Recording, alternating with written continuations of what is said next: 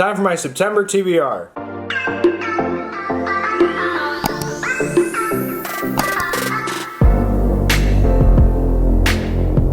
Alright guys, welcome back to my channel. I'm Zach with Zacks Books, and today I've got my September TBR for you.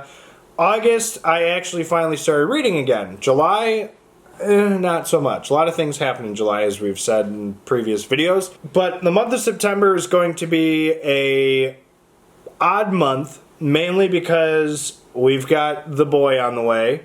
The child comes this month, so I'm going to have some time off. And so it's kind of weird to make a TBR banking off of normality, but at the same time I need to keep in mind, like, yeah, I'm probably going to have an extra couple, like, weeks off. So, like, do I pile on, like, 30 books in this TBR, or do I make it my usual, like, 5? So I made it, like, 6. So, whatever. But, yeah, we'll link all of these down below, so you can check them out if you want to. Down below is also the podcast. We are on track to start getting that back in place, but this is my TBR. We'll have them linked down below. Down below is also the podcast and the Bookstagrams, Danielle's channel. Check her out. Get her to 1,000 subbies. Whoop whoop. And yeah, let's don't forget to like, comment, subscribe, and let's get into the books. Speaking of the podcast, something that we're going to be doing is the podcast pick of the month, or the book club pick of the month for the podcast. We obviously, as you guys have seen, have not really had the podcast going on, so haven't really had that. But September, we're picking it back up, and the book that we have picked for the book club is Everyone Here is Lying by Shari Lapena. So I'm going to try and get this to where it's not glaring too much. I think it's okay there. So this book, Shari Lapena has been a very good author for Danielle and I. We both have liked pretty much mostly everything she has written so far. And so far, I think the best one is Not a Happy Family. At least that's my opinion. I don't know if Danielle agrees or not.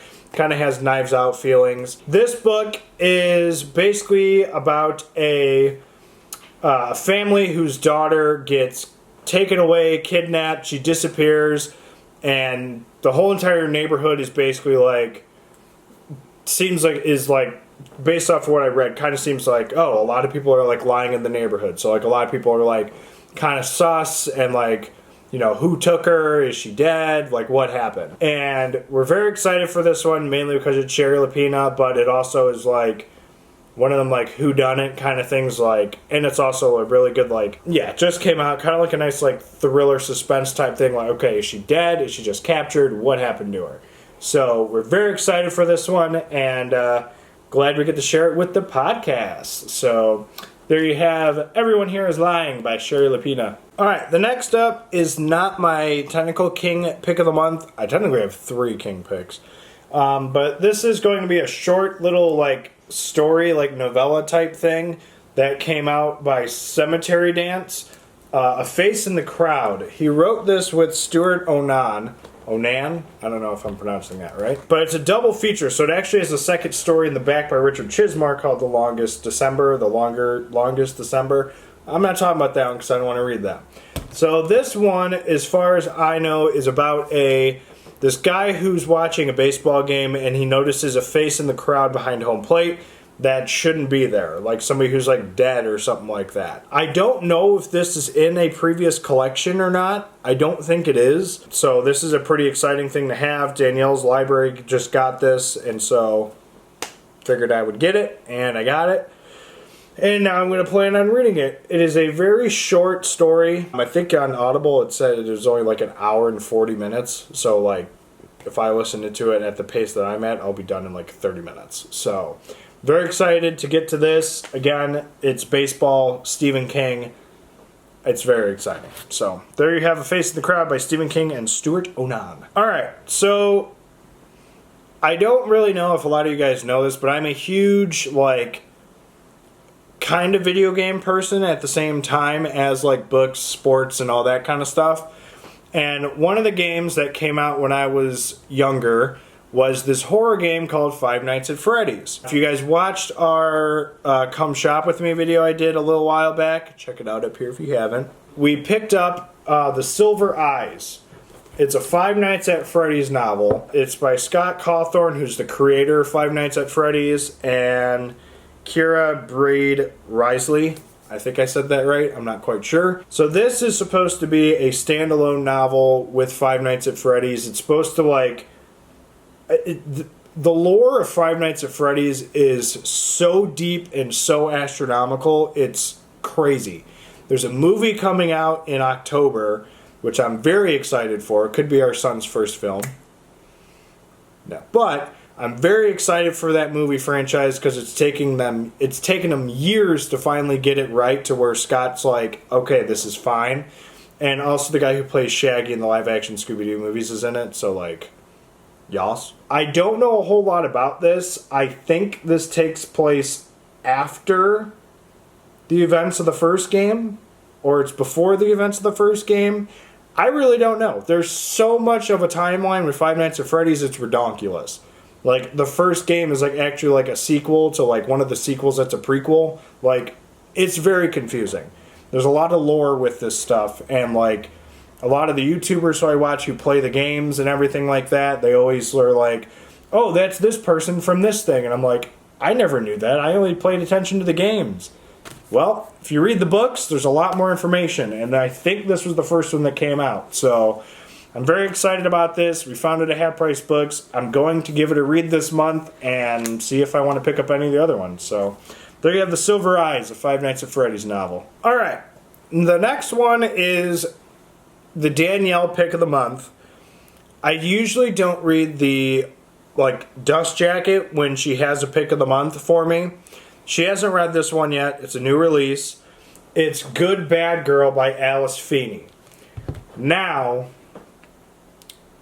Danielle usually has her picks of real good gems. She's picked a lot of really good ones. Obviously, I haven't read this yet. I read the Dust Jacket ahead of time because she was curious what it was about. And I'm questioning this one. I'm not quite sure if this book is going to be for me. I'm going to read it.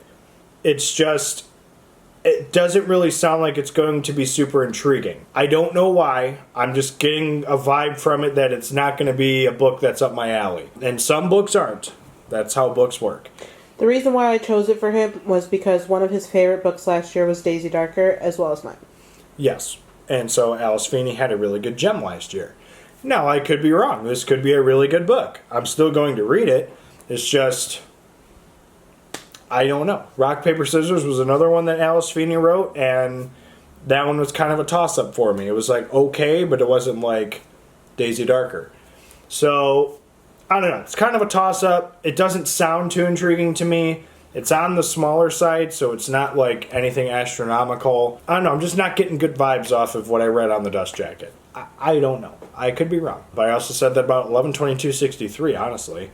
And look where that ended up. There is a little blurb. It says, when bad things happen to good people, sometimes good people have to do bad things. That part wasn't what I was questioning. It was the entire rest of it. It's whatever. But we'll see what happens. So, there you have Good Bad Girl by Alice Feeney. Alright, so the next one that I have is... if it wasn't for it coming out in the month, it was probably not going to be my king pick.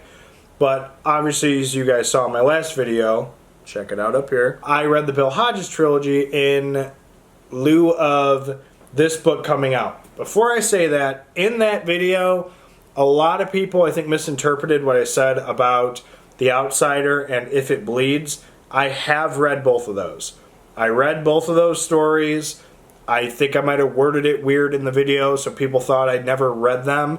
What I was getting at is I needed to reread those before I got to this book.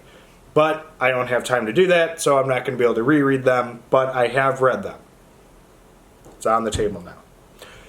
The book I'm referring to is Holly. So obviously I don't have a copy of this, so I'm just going to read off of what it says on whatever this is. Holly Gibney, one of Stephen King's most compelling and ingenuously resourceful characters, returns in this thrilling novel to solve the gruesome truth behind multiple disappearances in a Midwestern town. So, Holly Gibney was somebody who was in the Bill Hodges trilogy, first appeared in Mr. Mercedes, obviously, and it was a very good book. I thoroughly enjoyed it. When I first read The Outsider and If It Bleeds, I thought Holly Gibney was kind of quirky and a little weird. after reading the Bill Hodges trilogy, I got way more of a backstory with her, and like, yeah, she's a nice character. I think she's pretty cool, and I think this book is going to be pretty good. This is supposedly something with like Holly also dealing with like COVID, like it's during the pandemic and stuff like that, so like we'll see where it goes with that. It's not that long of a book, I don't think. It's like 460 pages. Comes out on the 5th of September, which I will be doing a reading vlog with this book, but when it comes out on Tuesday, I'm going to be working, and then the Wednesday after I'm going to be working as well, so might not come out until a few days after its release, but there will be a video, so don't worry about it. But yeah, that's going to be one of my king picks, and then the other main one that I'm going to have with us having time off in this month, I'm going to finally get to Nightmares and Dreamscapes. So this is a clunky book, and it's a bunch of short stories. I remember having this book as a kid without the dust jacket. I remember having it with the dust jacket, and there's actually, I think, a story or two I did read in this because I thought it was something else, but it was not. But it's still a book I need to read. I want to try. It's a daunting task, but I would like to try and finish King's Collection this year. If not, early next year. I've got 10 books. I think I'm up to 10 or 11 left, including Holly. So it's not that many left. And in terms of standalone novels, I think I've only got like 4 or 5, maybe 6. So it's mainly the collections that are really killing me here that I still have to read. And this is the biggest book I still have to read. But no, Sleeping Beauties. Maybe it's Sleeping Beauties. I'm not reading Sleeping Beauties yet. This is the one I want to get to because with baby coming and everything, you know, this is something where I can read a story or two, put it down, do what I need to do with baby, Danielle, and then, you know, pick it back up and do whatever I need to do. Now, granted, I can do that with a regular book too, but whatever. I want to get this out of the way because I'm tired of looking at this ginormous book on my shelf. So, Nightmares and Dreamscapes is one that I really want to read. And along with Holly, if I get to any more, great. As you guys know, my TBRs are subject to change. Yeah, those are the two main king picks, Holly and Nightmares and Dreamscapes. Alright, so that was my September TBR. Again, like I just said, always subject to change, always adding books, getting rid of books, whatever. Again, we'll have them linked down below. Let me know what you're planning to read in the month of September. If you've read any of these, let me know your thoughts down in the comments. Otherwise, don't forget to check out the podcast, Bookstagram, Danielle's channel. Get Danielle to 1,000 subbies. Whoop whoop. And yeah, don't forget to like, comment, subscribe, and we'll see you guys in the next video. Later.